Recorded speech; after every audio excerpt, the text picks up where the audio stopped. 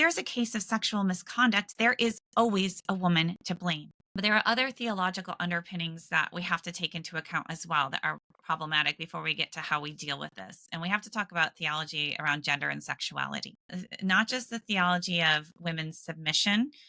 We could talk about complementarianism, but we have to look at that model of male power, male authority, and a woman's role to submit. And then what does that look like when we talk about sexuality? So, a woman who is not married has to be exceedingly careful never to tempt a man who is not her husband. And a woman who is married has to fulfill her husband's every sexual need. So, you see where this goes. If there's a case of sexual misconduct, there is always a woman to blame. And I came across shocking stories where young girls were blamed for seducing their own fathers who were assaulting them, and women blamed when their husband assaulted their own children because she was not meeting their needs. This is abhorrent. And here too, when I came across these teachings, I thought, this cannot be. I came across them over and over and over again. And you will hear this kind of rhetoric. What was she wearing? What was she doing?